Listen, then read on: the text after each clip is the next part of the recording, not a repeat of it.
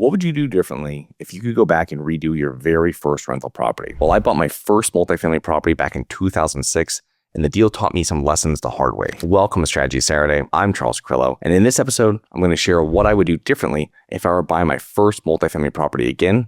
Let's get started. I purchased my first multifamily property in 2006. It was a 3-family house in a small city in central Connecticut. I made a number of mistakes with that deal, which I learned from. And when I purchased my second deal in 2008, it was a much simpler and easier process. Number one, purchasing a heavy value add deal. For my first property, the renovation was over my head.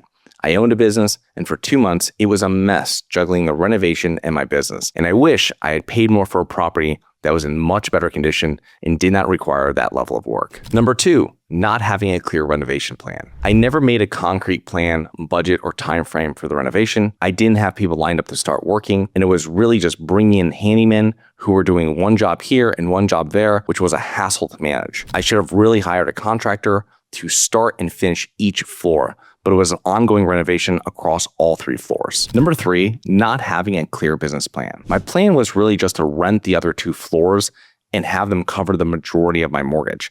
My operating expenses and income were pretty much in line with my estimates, and I knew property taxes would increase, but I did not have a clear business plan for the property's goals in 5 or 10 years. Number four, delaying CapEx projects. There were a couple of capital expenditure projects I should have done sooner, which I completed over the first 4 years of owning the property. These were mainly delayed because I did not have the funds readily available. And this mainly included the roof, which needed replacement, a new bathroom in one of the apartments, and moving a hot water heater from the 3rd floor apartment to the basement. If I had correctly budgeted for these items, I could have done these immediately after purchasing the property. Number five is market timing. Now, I should not have purchased at the top of the market in 2006, but this is much harder for a first-time investor to recognize, so I won't dwell on it.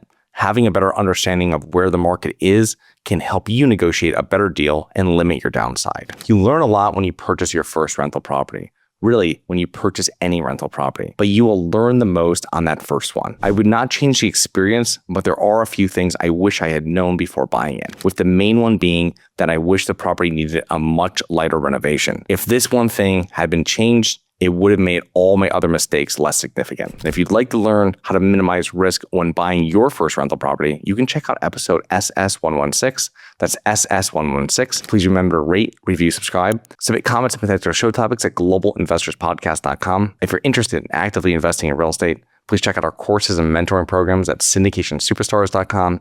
That is syndicationsuperstars.com. Look forward to 2 more episodes next week. See you then.